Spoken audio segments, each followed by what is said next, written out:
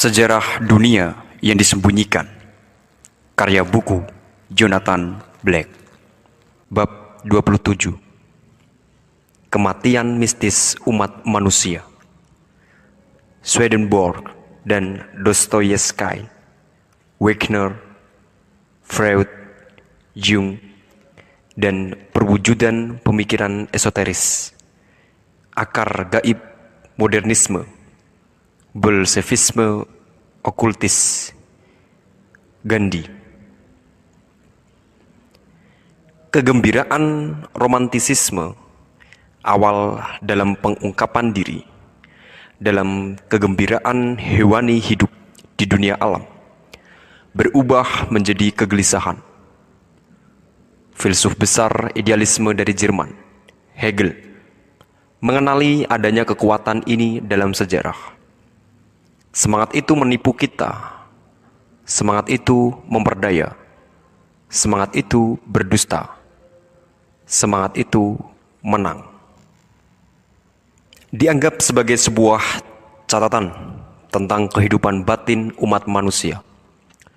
Literatur paruh kedua abad ke-19 mengungkapkan suatu kegelapan mengerikan, sebuah krisis spiritual. Jika sejarah materialis menjelaskan krisis ini sebagai keterasingan, sejarah esoteris memandangnya sebagai sebuah krisis spiritual. Dengan kata lain, ia melihat sebuah krisis yang disebabkan oleh roh, atau lebih khusus lagi oleh iblis.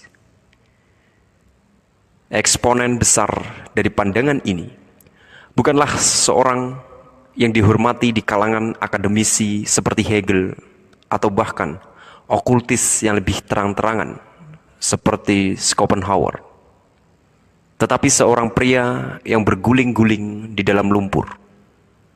Swedenborg melihat kekuatan iblis bangkit dari kedalaman. Ia menubuatkan bahwa umat manusia bakal harus berhadapan dengan iblis di dunia dan di dalam diri mereka. Hari ini, Gereja Swedenborg adalah satu-satunya gerakan esoteris yang diakui oleh Dewan Nasional Gereja Swedia. Dan ajaran-ajaran Swedenborg tetap berpengaruh terhadap eksponen-eksponen kehidupan komunal, terutama terhadap kelompok-kelompok Amerika seperti kaum Shakers.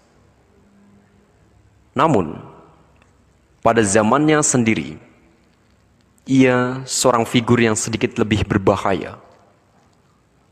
Kewaskitaan Swedenborg yang sangat mendetail dan akurat membuatnya terkenal di dunia. Kalangan spiritualis mencoba mengklaim ia sebagai salah satu dari anggota mereka sendiri. Swedenborg membantah mereka dengan mengatakan bahwa anugerah supernaturalnya khusus untuk dirinya sendiri, dan mengabarkannya terbitnya sebuah era baru. Dari pembacaannya atas Heaven and Hell, karya Swedenborg, itulah Goethe memperoleh kesadarannya akan intrusi kekuatan supernatural jahat yang menimpa Faust.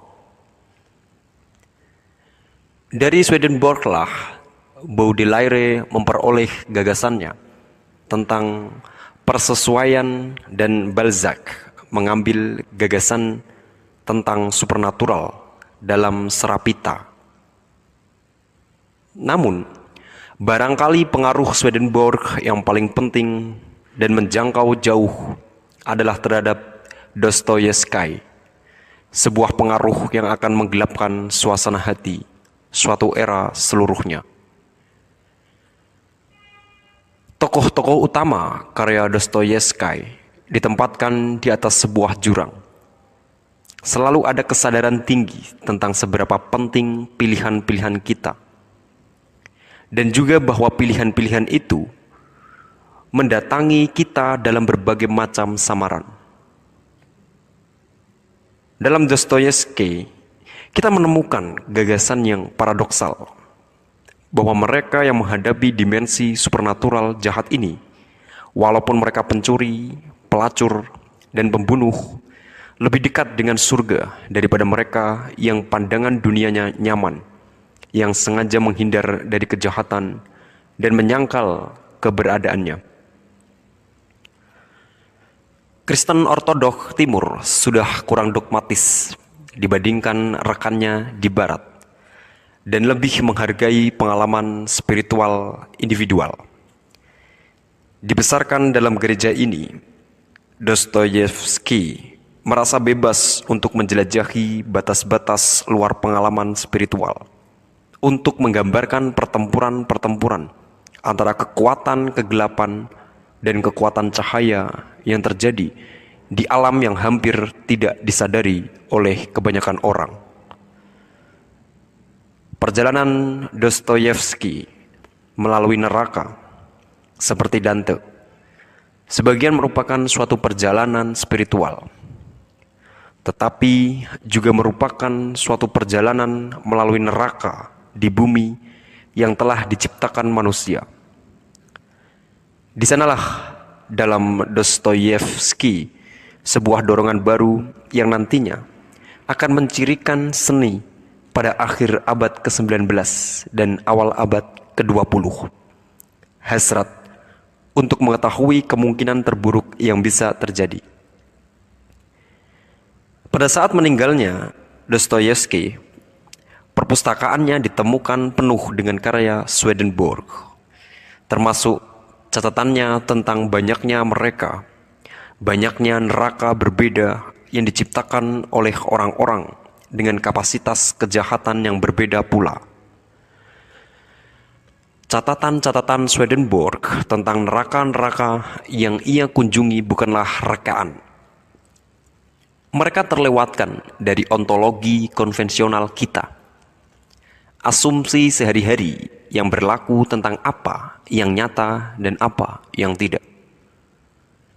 Neraka mungkin pada awalnya tampak tidak berbeda dari dunia yang kita tinggali. Tetapi kemudian secara bertahap, anomali-anomali menunjukkan diri. Kita mungkin akan bertemu sekelompok orang yang ramah dan menyenangkan. Orang-orang cabul yang suka merogol perawan. Tetapi mereka berbalik untuk menyambut kita, dan kita melihat mereka seperti kera berwajah garang, wajah yang mengerikan. Ajaran-ajaran kritik sastra non-esoteris telah melewatkan bagaimana bagian-bagian seperti berikut ini dari Crime and Punishment berasal langsung dari Swedenborg. Aku tidak percaya pada kehidupan akhirat, kata Raskolnikov. Svidrigailov duduk melamun. Dan bagaimana kalau hanya ada laba-laba di sana? Atau sesuatu yang sejenis itu? Katanya tiba-tiba. Ia orang gila, pikir Raskolnikov. Kita selalu membayangkan keabadian sebagai sesuatu yang di luar konsepsi kita. Sesuatu yang luas sekali. Tetapi mengapa harus luas? Alih-alih bagaimana kalau itu sebuah ruangan sempit? Seperti sebuah pemandian di pedesaan hitam, kotor, dan ada laba-laba di setiap sudut. Dan itukah keabadian? Aku terkadang membayangkannya seperti itu. Tidak bisakah kau membayangkan apapun yang lebih adil dan lebih menghibur selain itu?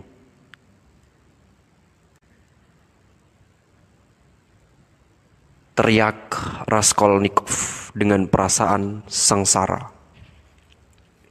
Lebih adil? Lalu, bagaimana kita bisa tahu? Mungkin itulah keadilan? Dan kau tahu, itulah yang pastinya sudah kulakukan, jawab Svidrigailov dengan senyum samar. Jawaban mengerikan ini mengirimkan gelenyar dingin ke sekujur tubuh Raskolnikov. Demikian pula dalam The Brother Karamazov, ketika Ivan mengalami mimpi buruk saat ia didatangi oleh iblis. Baik Ivan maupun pembaca mempercayai bahwa ini hanyalah khayalan. Dostoyevsky sedang memberitahu pembacanya bahwa iblis dapat menyelinap memasuki dimensi material. Tidak ada penulis lain yang begitu kuat dalam menyampaikan tentang arus bawah tanah kejahatan yang mendesak naik pada paruh kedua abad ke-19. Karyanya diresapi dengan suatu kesadaran akan hubungan penting dengan dunia lain yang misterius, yang beberapa di antaranya bagai neraka. Ada juga ekstremisme spiritual, kesadaran bahwa tidak ada jalan tengah, bahwa jika Anda tidak berlari menganut yang paling spiritual, iblis akan mengisi kekosongan itu. Mereka yang berusaha mengikuti jalan tengah tidak akan ada dimanapun. Sebagaimana Swedenborg, ia mengharapkan datangnya sebuah era baru. Tetapi dalam kasus Dostoyevsky, hal ini muncul dari kesadaran akan sejarah yang sangat khas Rusia. Setiap hari aku pergi hutan kecil, tulis penyair Nikolai Kliev dalam sepucuk surat kepada seorang teman, dan duduk di sana di dekat sebuah kapel kecil dan pohon pinus tua. Aku memikirkanmu, aku mencium matamu dan hatimu. Oh, ibu belantara, surga roh, betapa penuh kebencian dan hitam tampaknya semua dunia yang katanya beradab, dan apa yang akan aku berikan? Golgota, apa yang akan aku tanggung? Agar Amerika tidak akan mengganggu pada fajar berbulu biru itu, di atas gubuk dongeng itu. Kristen Barat di antara mereka yang anugerah cerobohnya pada dunia harus kita anggap rasionalisme, materialisme, teknologi yang memperbudak ketiadaan semangat dan tergantikan oleh humanisme sentimental yang sia-sia. Ini adalah perspektif Rusia. Kristen Ortodoks telah mengambil jalan yang berbeda dari Kristen Romawi. Ortodoksi melestarikan dan memelihara doktrin-doktrin esoteris, beberapa di antaranya dari masa pra-Kristen yang telah ditinggalkan atau dinyatakan sesat oleh Roma. Visi mistis dari Dionysius Areopagus terus menjelaskan Kristen Ortodoks dengan penekanannya pada pengalaman pribadi langsung atas alam rohani pada abad ke-7. Teolog Bizantium Maximus Sang Syahid menulis menganjurkan introspeksi yang disiplin, kehidupan yang monastik atau mengembara. Pencerahan harus dicari, tulisnya. Dan dalam kasus yang ekstrim, seluruh tubuh akan tercerahkan juga. Fenomena yang sama dilaporkan oleh para biarawan dari Gunung Athos. Para biarawan yang khusyuk berdoa tiba-tiba akan menerangi seluruh gua atau sel mereka. Ini merupakan sebuah visi akan Tuhan, hesychas, yang dapat dicapai dengan latihan pernapasan ritmis, doa berulang-ulang, dan meditasi pada ikon-ikon. Di Rusia, gereja memberi penekanan pada kekuatan-kekuatan supernatural yang dapat dicapai setelah disiplin spiritual yang keras.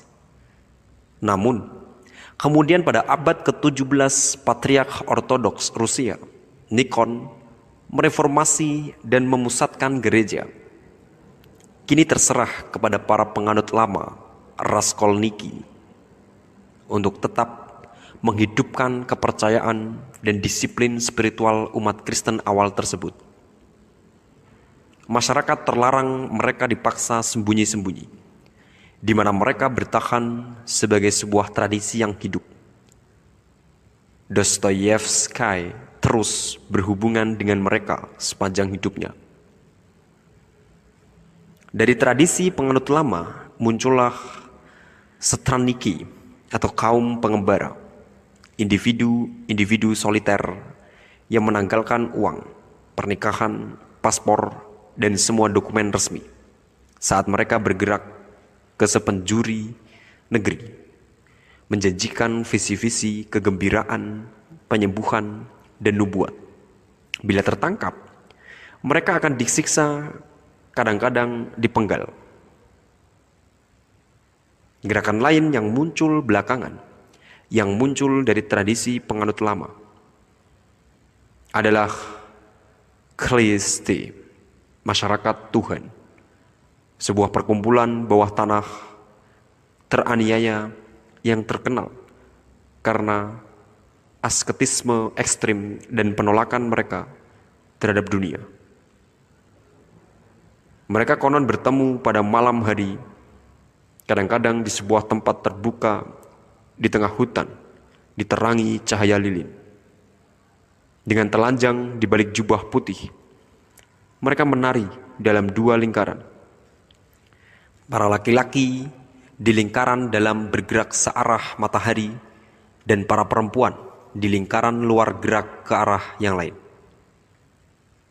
berlawanan dengan jarum jam. Tujuan dari upacara ini adalah pembebasan dari alam material dan kenaikan ke alam rohani. Mereka akan pingsan, berbicara dalam bahasa tertentu, menyembuhkan orang sakit, dan mengusir setan. Ada rumor tentang pesta seks dalam pertemuan-pertemuan tengah malam ini. Tetapi besar kemungkinan mereka, seperti kaum Catar, adalah para petapa seksual yang melatih sublimasi energi seksual untuk tujuan-tujuan spiritual dan mistis. Rasputin muda tinggal di biara ortodoks Verkhoturye, tempat ia bertemu dengan anggota Klisti.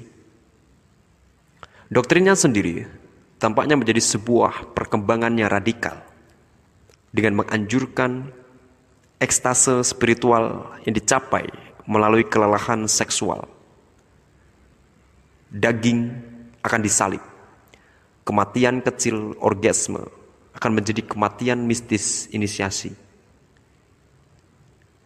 Setelah sebuah visi tentang Maria, di mana ia menyuruhnya untuk mengambil jalan hidup seorang pengembara, Rasputin berjalan 2000 mil ke Gunung Athos.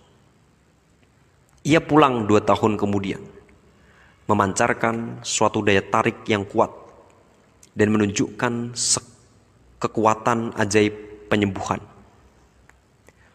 Pada 1903, ia tiba di St. Petersburg. Di sana ia diangkat oleh penerima pengakuan dosa pribadi ke dalam keluarga kerajaan, yang berkata, suara dari tanah Rusialah yang berbicara melalui ia. Ia memperkenalkan Rasputin ke sebuah istana yang terlanjur terpesona dengan ide-ide esoteris dan bersemangat memperoleh pengalaman. Martinisme sudah banyak dibahas di dalam loji-loji Freemasonis Rusia. Le Maitre Philippe dan Papus telah mengunjungi istana Rusia pada 1901. Papus mengangkat Nicholas II menjadi kepala loji Martinis dan bertindak sebagai tabib dan penasihat spiritual Tsar tersebut. Ia konon pernah memunculkan arwah ayah Tsar, Alexander III, yang membuatkan kematian Nicholas II di tangan kaum revolusioner. Papus juga memperingatkan Tsar terhadap pengaruh jahat dari Rasputin Rasputin akan difitnah dan dibunuh oleh kaum Freemason. Tetapi pada 1916, tokoh sezamannya, inisiat besar Rudolf Steiner, mengatakan tentangnya rakyat roh Rusia kini dapat bekerja melalui ia sendiri dan tidak melalui orang lain lagi. Bila saat bergerak menuju akhir abad ke-19, kita tidak melihat pada anak tangga tertinggi dari seni dan sastra, tetapi pada anak tangga berikutnya di bawah. Kita akan menemukan sastra dengan tema-tema gaib eksplisit yang akan mendominasi budaya populer pada abad ke-20. Oscar Wilde mendalami pengetahuan Ordo Fajar Emas.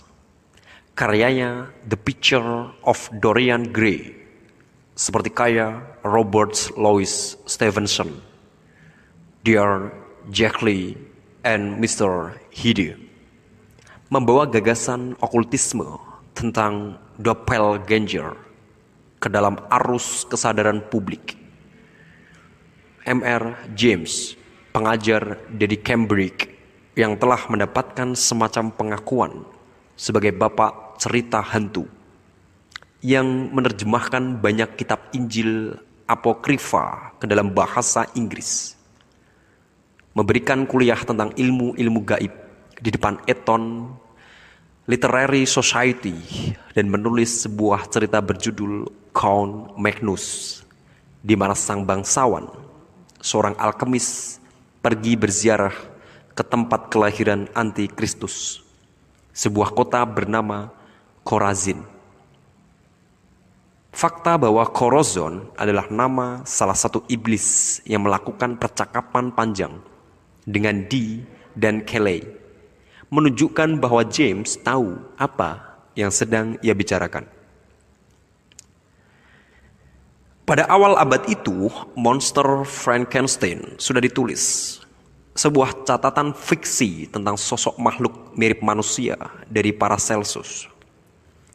Menghadiri pesta rumah yang sama dengan Mary Shelley saat ia membayangkan monster tersebut. Teman Byron, Polidori, menulis sebuah kisah vampir awal. Namun, tentu saja versi yang paling terkenal adalah karya Bram Stoker, di mana tubuh yang diawetkan di dalam makam adalah semacam versi iblis dari Christian Rosenkreuz. Stoker sendiri adalah anggota Otto, Ordo Templi Orientis, sebuah perkumpulan rahasia yang mempraktikkan upacara magic. Ahli teosofi asal Ceko, Gustav Meiring, akan menjelajahi tema yang sama dalam novelnya The Golem, yang paling gilirannya dan yang pada gilirannya memengaruhi sinema ekspresionis Jerman. Konon, dalam novel La Bas, Huysmans membicarakan apa yang sebenarnya terjadi pada ritual sihir hitam dari pengalaman pribadi. Melanggar sumpahnya akan kerahasiaan. Dari pengalaman pribadi, Aleister Crowley mencatat dengan persetujuan yang nyata bahwa ia meninggal karena kanker lidah sebagai salah satu akibatnya. Dalam seni, tema-tema gaib eksplisit dapat terlihat dalam simbolisme Gustave Moreau, Arnold Böcklin, dan Franz von Stark. Dalam mimpi-mimpi sadar, Mark Klinger dalam seni erotis okultis aneh karya Felician Robbs, yang dijuluki oleh seorang kritikus masa kini sebagai sosok setan sarkastis. Odilon Redon menulis tentang menyerahkan dirinya pada hukum-hukum rahasia. Sepanjang periode ini, roh materialisme sedang bekerja meraih kemenangan, menyusun versi materialistis atau filsafat esoteris. Kita telah membahas bagaimana gagasan-gagasan esoteris tentang evolusi spesies muncul dalam bentuk materialistis dalam teori Darwin. Kita juga telah melihat bagaimana para manipulator kejam dan sinis dari kaum Freemason, Illuminati, memberikan sebuah metodologi untuk kaum revolusioner pada akhir abad ke-18 dan abad ke-19. Sekarang, materialisme dialektis dari Marx menerjemahkan cita-cita spiritual dari St. Germain pada ranah yang murni ekonomis. Okultisme juga memainkan peranan dalam pengembangan gagasan-gagasan Freud. Mentornya, Carl Schott, pada gilirannya telah diajari oleh okultis ternama dan penemu mesmerisme, Anton Mesmer.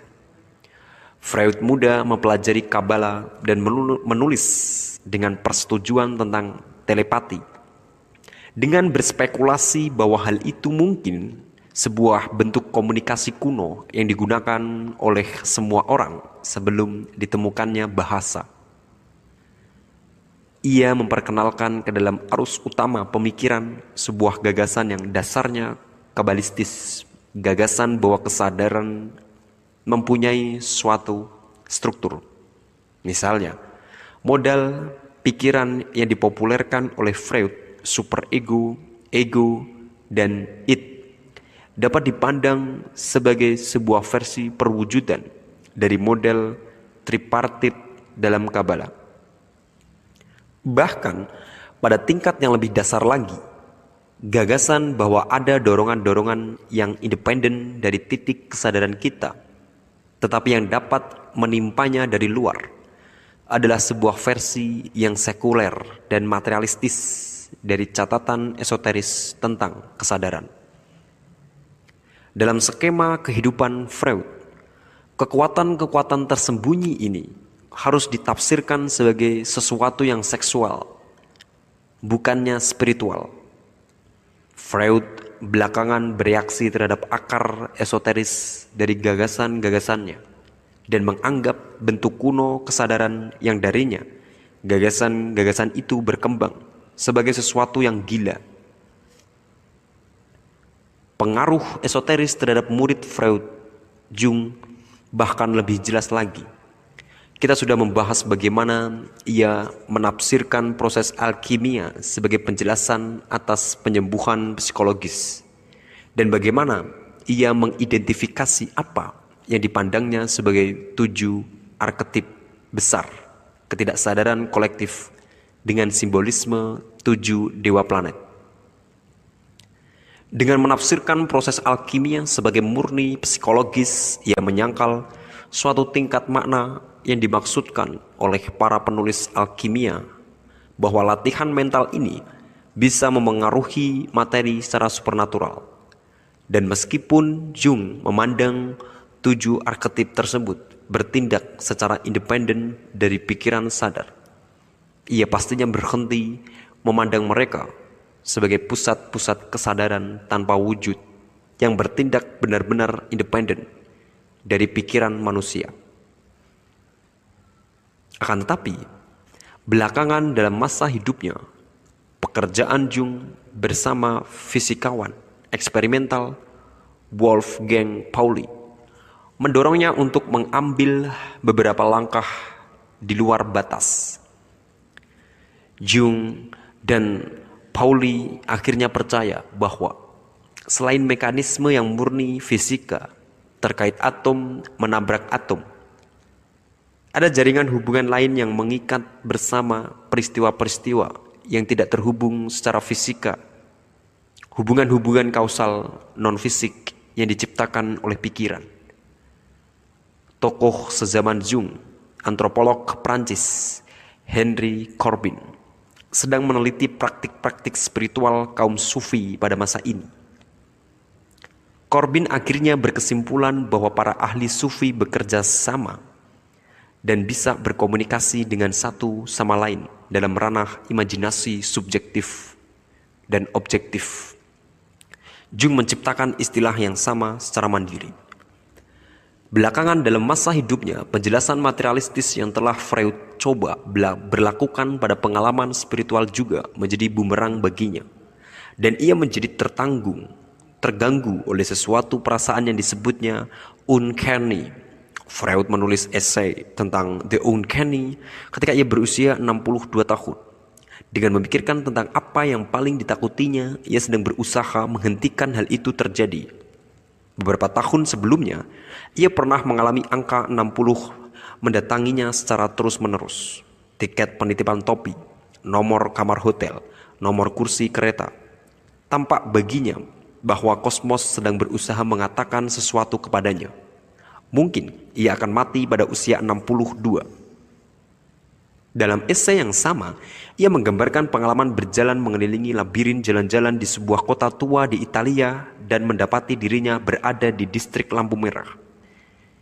Ia mengambil apa yang menurutnya rute paling langsung untuk keluar dari distrik ini, tetapi segera mendapati dirinya kembali ke tengah-tengah tempat itu lagi. Hal ini tampaknya terjadi padanya berkali-kali, tidak peduli arah mana yang diambilnya. Pengalaman itu hanya bisa mengingatkan kita pada Francis Bacon. Seolah-olah labirin tersebut berubah bentuk agar si pengembara tidak bisa menemukan jalan keluar. Sebagai hasil dari pengalaman ini, Freud mulai curiga bahwa mungkin ada sesuatu keterlibatan antara jiwanya dan kosmos. Atau mungkin kosmos sedang menghasilkan makna-makna secara independen dari perantaraan manusia apapun, dan oleh karena itu mengarahkan makna-makna itu ke arahnya.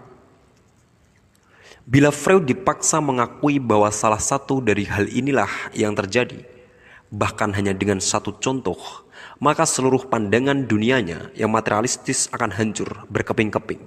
Freud secara alamiah ingin menghalangi godaan-godaan ini. Mereka membiarkan mengalami sesuatu kondisi pikiran yang terganggu. Kolonisasi Eropa terhadap belahan dunia lain mendorong mengalirnya gagasan-gagasan esoteris ke arah lain. Suatu kolonisasi balasan terhadap Eropa. Kerajaan Inggris di India menyebabkan adanya publikasi dalam bahasa Inggris teks-teks Hindu esoteris, dan sebagai akibatnya esoterisme oriental tetap terwakili dengan baik di toko-toko buku di barat daripada esoterisme oksidental. Demikian pula koloni-koloni Prancis di Amerika Utara memberi warna sufi yang kuat pada esoterisme di wilayah-wilayah yang berbahasa Prancis. Terbaginya Polandia pada abad ke-19 menyebabkan penyebaran tradisi alkimia negara itu ke seluruh Eropa. Sebuah dorongan Rosicrucian asli bertahan di Eropa Tengah dalam bentuk antroposofi Rudolf Steiner. Revolusi Rusia yang menyebabkan kaum okultis yang telah berkerumun di Istana Tsar melarikan diri, membantu memperkenalkan suatu aliran esoterisme ortodoks di barat. Dan filosofi yang dipengaruhi oleh sufi dan ortodoks dari Gurdjieff dan Ouspensky menjadi sangat berpengaruh di Eropa maupun Amerika. Pada 1950, invasi Cina ke Tibet akan membantu penyebaran esoterisme Tibet ke seluruh dunia. Pada suatu masa, ketika bagi banyak orang di barat, agama yang terlembagakan negara beresiko menyusut menjadi sekedar formalisme belaka. Dan bagi banyak orang tampaknya menjadi mandul dan kelelahan. Barangkali tidak akan mengherankan bila setiap orang yang cerdas mencapai suatu masa dalam hidup ketika ia ingin mempertimbangkan pertanyaan-pertanyaan besar kehidupan dan kematian. Dan apakah kehidupan dan alam semesta memiliki makna atau tidak? Dan harus berusaha menemukan jawaban. Filsafat esoteris secara keseluruhan merupakan sekumpulan pemikiran yang paling kaya, paling dalam, dan paling menarik mengenai pertanyaan-pertanyaan ini. Para seniman dan penulis terbaik menemukan cara untuk mengungkapkan apa artinya hidup pada suatu momen dalam sejarah. Seni besar pada akhir abad ke-19 dan awal abad ke-20 di satu sisi merupakan jeritan dari umat manusia yang kesakitan dan kebingungan. Beberapa seniman dan penulis, termasuk beberapa di antara yang sangat hebat, memandang tepat ke wajah eksistensi tersebut dan memutuskan bahwa hal itu cukup tidak bermakna, bahwa kehidupan di bumi, kehidupan manusia, adalah sebuah kecelakaan reaksi kimia, dan bahwa sebagaimana disimpulkan oleh Jean-Paul Sartre pada bagian akhir La Nausée, satu-satunya cara agar hidup dapat bermakna adalah jika kita memilih untuk menciptakan tujuan bagi diri kita sendiri. Juga benar bahwa beberapa seniman telah memperoleh kenikmatan besar dalam era material dan permukaannya yang mengilap. Modernisme tidak syok lagi ikonoklastis. Namun, pada akhir abad ke-19, tirani raja-raja, tahayul para gerejawan, dan moralitas borjuis yang menjemukan menjadi sasaran yang cukup lunak bagi para pengikut ikonoklasme. Penghancuran gambar dan patung dalam peribadatan agama. Bagi kebanyakan seniman besar era modern, model mekanis alam semesta telah menjadi ikon yang benar-benar ingin mereka hancurkan. Kita sudah berpikir modernisme itu cerdas, penuh gaya, selaras dengan era mesin, tidak sabar dengan otoritas dan dogma dari era-era sebelumnya. Semua ini memang benar, tetapi tidak ateistik, sebagaimana yang kadang-kadang kita juga suka pikirkan. Setidaknya tidak dalam pengertian radikal dan modern tentang ateistik. Pada kenyataannya, jika Anda ingin memandang esoterisme sebagai perlindungan tahayul kuno, maka itulah modernisme itu sesungguhnya. Semangat besar pemersatu modernisme, semangat yang menyatukan Picasso, Joyce, Malevich, Gaudi, Beuys, Borges, dan Calvino, adalah suatu keinginan untuk merongrong dan menumbangkan materialisme ilmiah yang berlaku. Perlu sedikit penelusuran ke dalam kehidupan para seniman dan penulis ini untuk melihat bahwa mereka semua sangat terlibat dalam okultisme dan bahwa esoterisme memberi mereka inti filsafat hidup dan panduan estetika mereka. Jika kita mengambil Baudelaire dan Rimbaud sebagai titik awal yang representatif untuk modernisme, terlalu mudah untuk menafsirkan kekacauan pengertian yang mereka anjurkan sebagai tujuan itu sendiri. Apa yang benar-benar mereka percayai adalah bahwa ketika alam material larut, wujud alam rohani akan hadir dengan sendirinya. Penyair menjadikan dirinya waskita, kata Rimbaud, dengan memutarbalikkan semua makna dengan cara yang panjang dan beralasan. Gauguin, Munch, Klee, dan Mondrian adalah para ahli teosofi. Teosofi Mondrian mengajarkan kepadanya adalah mungkin untuk melihat suatu realitas spiritual yang menyusun tampilan alam material. Gauguin memandang dirinya sedang menciptakan patung-patung yang seperti golems dapat dihidupkan oleh roh-roh tanpa wujud.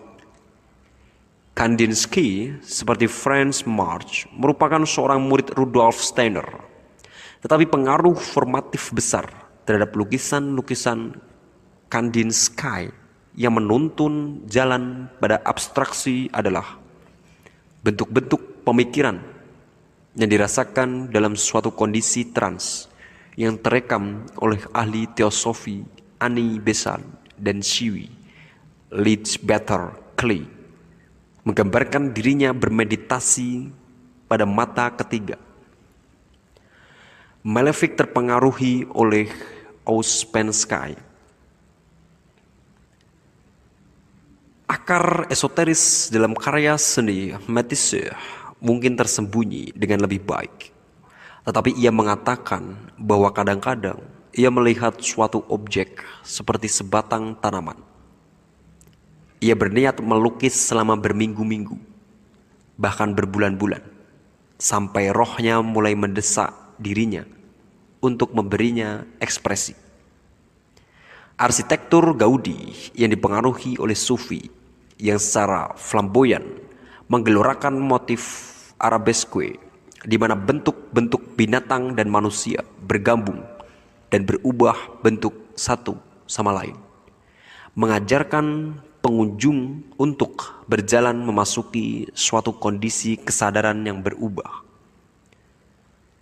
Spanyol barangkali merupakan negara di Eropa tempat supernatural berada paling dekat ke permukaan keseharian.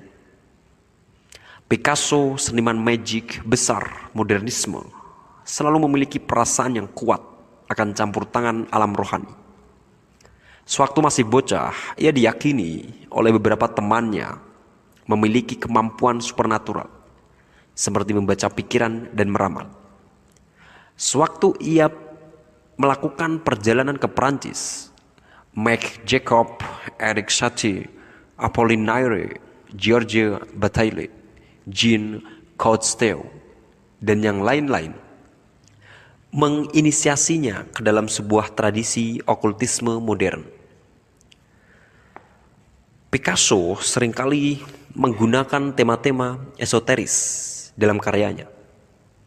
Kadang-kadang ia melukis dirinya sebagai sosok Harlequin. Sosok ini berkaitan dengan Hermes dan dunia bawah, terutama di kampung halamannya, Barcelona, di mana kemenangan Harlequin terhadap kematian dihidupkan lagi setiap tahunnya dalam karnaval jalanan tamannya. Apollinaire kadang-kadang menyebutnya sebagai Harlequin Trismegistus. Pada waktu lain, Picasso menggambarkan dirinya dalam sebuah gambar dari tarot, tertahan antara alam material dan alam rohani. Dalam analisis terhadap sebuah lukisan buatan 1934 tentang adu banteng khas Spanyol, sebuah karya yang lama terabaikan, Mark Harris menyoroti tema Parsifal. Esainya merupakan suatu contoh yang menginspirasi tentang bagaimana pemikiran esoteris dapat menjelaskan dimensi-dimensi yang tertutup bagi kritik konvensional.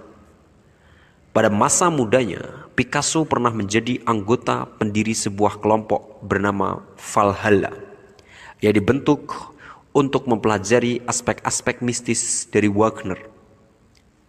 Lukisan tersebut menggambarkan adegan dalam opera Wagner ketika sang penyihir hitam melemparkan tombak Longinus ke arah Parsifal. Tapi karena Parsifal kini sudah diinisiasi, tombak itu hanya melayang di atas kapalnya, di atas kepalanya. Georges Bataille meneliti Mithraisme dan pada 1901 Picasso membuat serangkaian lukisan yang menggambarkan wanita mengenakan topi khas Mithraisme, sebuah simbol tradisional inisiasi. Lukisan buatan 1934 tersebut, Harris menyatakan dengan yakin adalah suatu gambaran tentang sebuah inisiasi dunia bawah, seperti Dante dan Dostoyevsky sebelum dirinya. Ia menunjukkan bahwa neraka yang harus dilewati sang kandidat dimulai dengan neraka keinginannya sendiri. Neraka terletak di alam lain, tetapi kehidupan ini juga bagai neraka, dan neraka sesuai dengan watak zaman. Lukisan ini merupakan sebuah penggambaran tentang salah satu tema besar Picasso. Dunia kita sedang hancur, terpecah-pecah oleh suatu ledakan kekuatan kejahatan bawah tanah. Sebagai seniman, inisiatif Picasso bisa mengubah dunia, bisa menjadi sesosok dewa kesuburan yang dilahirkan kembali. Tetapi ia akan melakukannya tidak dalam pengertian kanon konvensional terkait keindahan. Ia akan menyatukan kembali yang terbuang, yang hancur, yang buruk dengan cara-cara baru yang indah. Pelukis abstrak yang konseptual Yves Klein menemukan pemikiran esoteris ketika ia kebetulan membaca sebuah buku karya pendukung modern filsafat Rosicrucian, Mike Handel. yang telah diinisiasi oleh Rudolf Steiner, tetapi memecahkan diri untuk mendirikan gerakan Rosicruciannya sendiri dengan mengharapkan adanya transfigurasi materi. Klein memaksudkan seninya untuk membuka sebuah era luar angkasa baru yang digambarkan dalam kanvas-kanvas biru laut yang tak terputus oleh garis atau bentuk. Dalam era barunya, jiwa manusia yang bebas dari batasan materi dan bentuk akan melayang dan mengapung. Para penulis besar abad ke-20 juga mendalami pemikiran esoteris, terinspirasi oleh rumor tentang William Blake dan agama seksualnya. W.B. Yeats dan istrinya yang masih muda, Georgie, awalnya menelusuri hubungan langsung antara penyatuan seksual dan spiritual yang ditemukan dalam The Zohar. Lalu praktik yoga tantra. Yeats bahkan menjalani vasektomi dengan harapan bahwa dengan membendung aliran air mani akan membantu membangun energi yang dibutuhkan untuk suatu kondisi trans yang visioner. Tidak hanya percobaan mereka menghasilkan lebih dari 4.000 halaman tulisan otomatis yang terinspirasi oleh roh, tetapi Yeats tetap muda secara seksual sampai usia tua dan menulis beberapa puisinya yang paling luar biasa pada saat itu. Ia menyanjung cinta yang menggerakkan matahari. Yeats juga merupakan anggota dari Ordo Fajar Emat sekaligus perkumpulan teosofi. Mempelajari hermetika, menulis terang-terangan tentang sihir dan sebuah pendahuluan untuk sebuah edisi populer Yoga Sutras of Patanjali. Ulysses dan Finnegan's Wake karya Joyce menunjukkan keakrabannya dengan Hindu dan ajaran Hermetisme, termasuk kutipan langsung dari Swedenborg, Madame Blavatsky, dan Eliphas Levi. Puisi-puisi T.S. Eliot juga menggunakan referensi okultisme dalam suatu cara yang eklektik. Eliot menghadiri pertemuan penganut teosofi dan kelompok quest yang memisahkan diri yang dihadiri oleh Enza Pound, Wyndham Lewis, dan Gershom Scholem, cendekiawan besar mistisisme Yahudi. Namun, barangkali pengaruh formatif terhadap sensibilitas puitiknya dan adalah filsafat dari Ouspensky yang terpengaruh oleh Sufi, yang kuliah-kuliahnya juga ia hadiri. Bahkan 3 baris pertama yang terkenal dari puisi yang mungkin paling berpengaruh di Inggris pada abad ke-20, Four Quarters, tentang waktu masa lalu dan waktu masa depan yang terkandung dalam waktu masa kini, adalah sebuah parafrase dari filsafat Ouspensky. Barangkali penulis paling okultis dari abad ke-20 dan sosok yang paling memenuhi diktum Rimbaud tentang menjadi sebuah medium adalah Fernando Pessoa. Ia menuliskan tentang menyimpan di dalam dirinya sendiri semua impian di dunia dan ingin mengalami seluruh alam semesta, realitasnya di dalam dirinya sendiri. Ia menunggu kembalinya yang tersembunyi, yang telah dinantikan sejak permulaan zaman. Sementara itu, Pessoa mengosongkan dirinya sendiri seperti sebuah medium, memungkinkan dirinya sendiri untuk diambil alih oleh serangkaian kepribadian yang dengan nama-nama mereka ia menulis berbagai rangkaian puisi dengan nada yang sangat berbeda. Akulah kepandaian dalam dadu, kata Bhagavad Gita. Akulah yang hidup dalam perbuatan, kata Hymn of Fear dari Gnostik. Pessoa mengenali sentimen ini untuk menggerakkan segala sesuatu dalam ruang dan waktu untuk membuat dunia lebih baik. Tidaklah cukup dengan mendorong sekeras mungkin. Kita butuh roh-roh untuk bekerja melalui kita. Kita butuh semacam roh kepandaian tersebut. Dalam sastra akhir abad ke-20, Borges, Calvino, Salingers, dan Singers juga berurusan secara terbuka dengan tema-tema esoteris. Seolah-olah mereka bekerja sesuai dengan pernyataan Karl Heinz Stockhausen bahwa semua penciptaan sejati membuat sesuatu yang sebelumnya tidak berkesadaran menjadi berkesadaran dari ranah esoteris. Antroposofi Rudolf Steiner sangat berpengaruh, tidak hanya terhadap Kandinsky, Marx, dan Beuys, tetapi juga terhadap William Golding dan Doring Lessing. Yang keduanya tinggal dalam masyarakat antroposofis. Menjadi sebuah tanda dari cara aneh penyebaran pengaruh esoteris bahwa dua penulis yang berbeda seperti C.S. Lewis dan Saul Bellow diperkenalkan pada banyak filsafat esoteris oleh guru spiritual yang sama, penganut antroposofi Owen Barfield. Apakah selalu benar bila mengatakan bahwa para penulis besar pada zamannya tertarik dengan gagasan-gagasan esoteris? Kita tentu saja bisa melihat pengaruh esoterisme, baik terhadap Saul Bellow maupun John Updike, dua novelis terkemuka yang menulis dalam bahasa Inggris pada pergantian abad. Beberapa korespondensi Bellow dengan Barfield telah diterbitkan.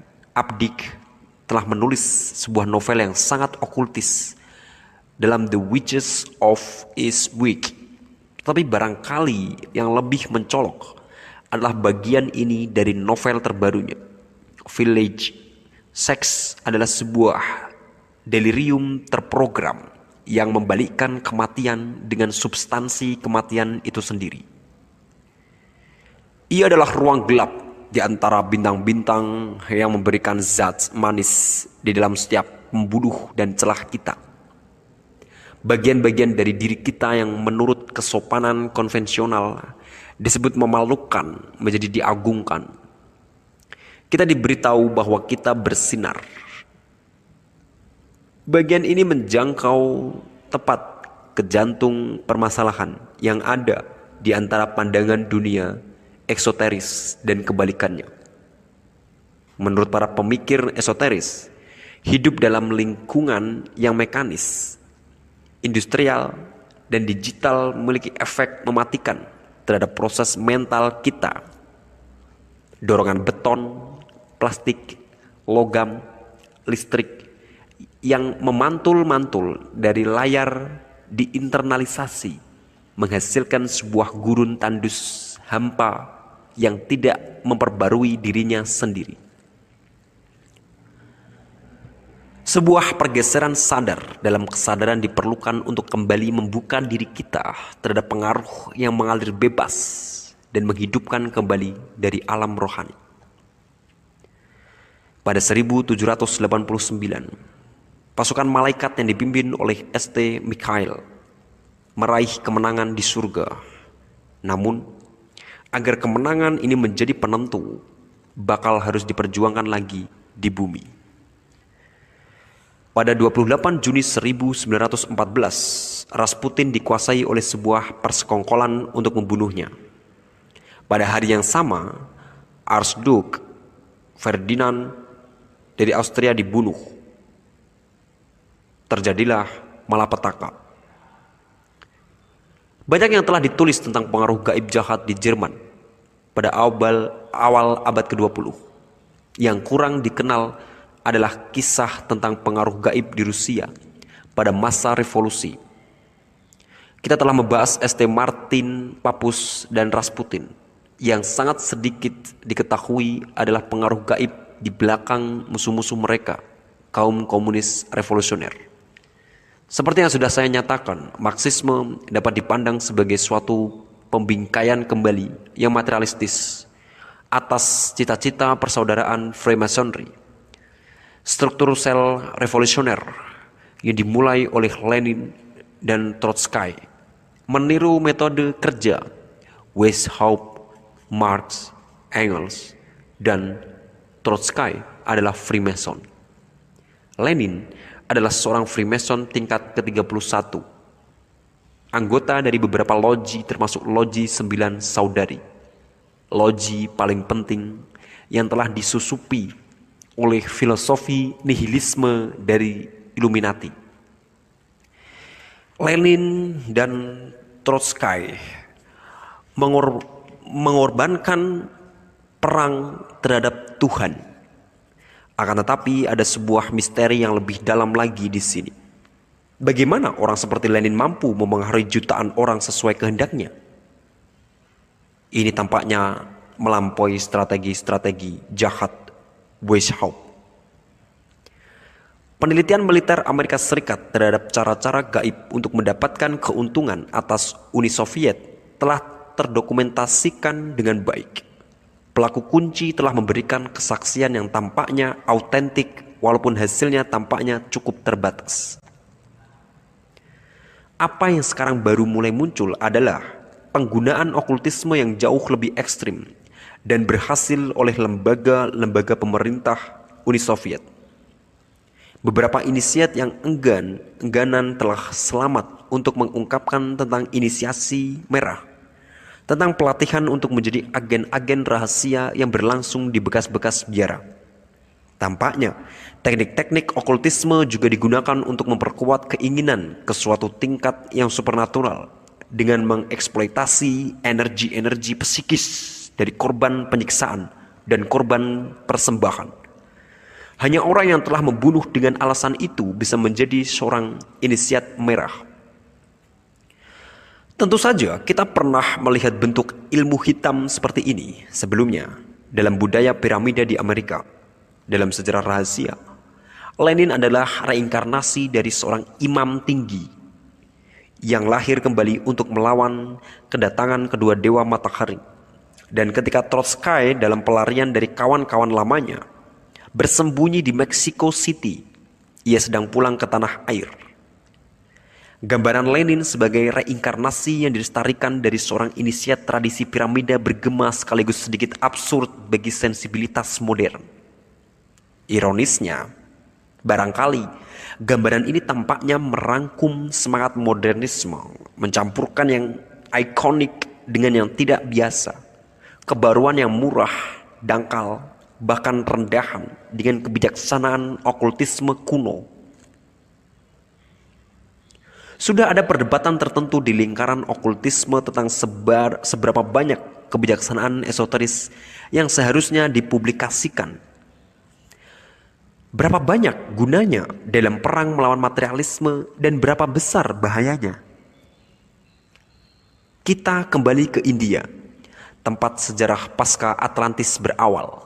Saat mendekati akhir sejarah ini, kita berada dalam posisi yang tepat untuk melihat seberapa jauh umat manusia telah berevolusi dari makhluk yang berpikiran komunal dari zaman dulu yang memiliki sedikit saja kesadaran akan dunia di sekelilingnya dan sedikit saja kesadaran akan kehidupan batin.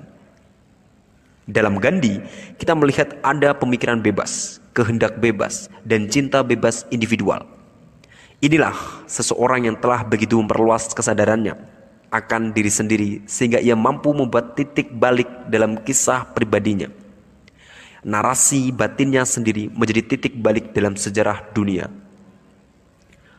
Gandhi berdiri sebagai suatu perwujudan besar dari bentuk kesadaran baru yang sepanjang sejarah telah berusaha dikembangkan oleh perkumpulan-perkumpulan rahasia.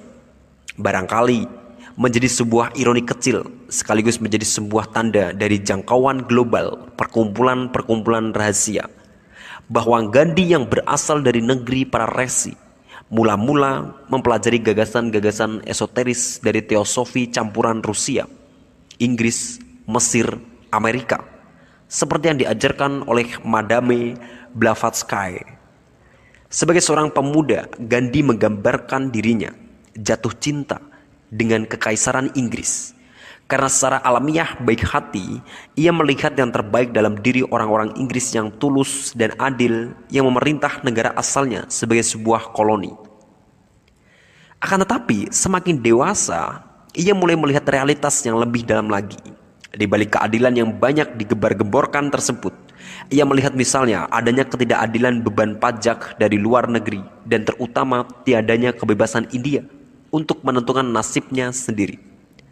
Dipengaruhi sebagian oleh filsafat pembangkangan dari transendentalis Amerika, Henry Thoreau, dan juga oleh kritikus seni dan sosial John Ruskin, Gandhi mulai mengubah dunia menjadi jungkir balik luar dalam. Pada 1906, pada usia 36 tahun, Gandhi menghentikan hubungan seksual dengan istrinya. Disiplin spiritualnya yang melibatkan pekerjaan sehari-hari, memutar roda tenun dengan tangan sebagian untuk mendorong sebuah metode menenun kain yang akan menyediakan lapangan kerja bagi kaum miskin. Tetapi juga ia percaya bahwa ia mengerjakan kain, ia juga sedang mengerjakan tubuh nabatinya sendiri. Jika ia bisa menguasai tubuhnya dalam dimensinya yang berbeda, ia bisa mengembangkan apa yang disebutnya kekuatan jiwa. Ia percaya bahwa kosmos diatur oleh kebenaran dan oleh hukum-hukum kebenaran, dan bahwa dengan bertindak sesuai hukum-hukum ini, seseorang akan meraih satyagraha, kekuatan kebenaran dan kasih sayang. Misalnya, jika Anda mempercayai lawan Anda tanpa gagal, Anda pada akhirnya akan mempengaruhi untuk bertindak dalam cara yang dapat dipercaya, baik melalui pengaruh psikologis maupun yang terpenting melalui pengaruh yang supernatural. Demikian pula bila diserang, Anda harus berusaha bebas dari semua pikiran kemarahan dan kebencian terhadap penyerang Anda. Ikuti filosofi ini, ajar Gandhi, dan Anda akan bebas dari rasa takut terhadap raja, orang, perampok, harimau, bahkan kematian. Kapas India sedang diekspor ke Inggris, ke pabrik-pabrik tekstil di Lancashire. Kemudian dijual kembali ke India dengan keuntungan di pihak Inggris dan kerugian di pihak India.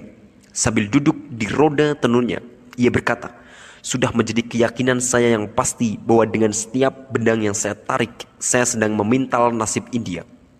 Dalam pemikiran jungkir balik yang khas perkumpulan rahasia tersebut, Gandhi menyalahkan orang-orang India, bukan orang-orang Inggris, atas penjajahan India, dengan menunjukkan bahwa 100.000 orang Inggris tidak akan mampu mengendalikan 300 juta orang India kecuali mereka menyetujuinya. Pada 26 Januari 1929, ia meminta orang-orang untuk menyatakan hari kemerdekaan di kota-kota dan desa-desa di seluruh India. Ia meminta pemboikotan pengadilan, pemilihan umum dan sekolah. Ia juga memilih untuk menantang monopoli pemerintah Inggris dalam pembuatan garam, yang berarti bahwa rakyat India harus membeli garam dari Inggris, meskipun produk itu melimpah ruah di sekeliling petani, di sekeliling pantai mereka sendiri. Pada Maret 1930, Gandhi yang berusia 60 tahun itu mulai berangkat dengan tongkat di tangan, jalan kaki 24 hari ke laut. Ribuan orang bergabung dengannya. Akhirnya, ia mengarungi laut untuk melakukan ritual pemurnian, kemudian membungkuk dan meraup sepenggam kecil garam. Kerumunan menyorakinya sebagai pembebasan. Kekuatan jiwa Gandhi sedemikian rupa sehingga ketika ia bertemu tentara bersenjata, mereka mau menurunkan senjata mereka. Umat Hindu dan Muslim saling memaafkan di hadapannya. Pemenjaraan Gandhi dan mogok makannya melemahkan kehendak moral pemerintah Inggris, mengarah pada kemerdekaan India pada 1947. Kekaisaran tersebut terbesar di dunia sudah pernah terlihat luluh.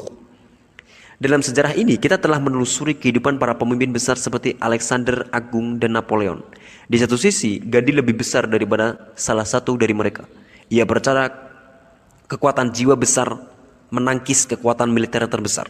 Karena niat di balik suatu tindakan bisa memiliki efek yang lebih besar dan lebih meluas daripada tindakan itu sendiri. Gandhi seorang Hindu yang taat, tetapi ia menjalani hidup menurut hukum-hukum yang lebih dalam, sebagaimana yang juga tercantum dalam khotbah di atas bukit. Saat berbicara kepada faksi-faksi Hindu dan Muslim yang bermusuhan, ia berpendapat bahwa seseorang yang semangat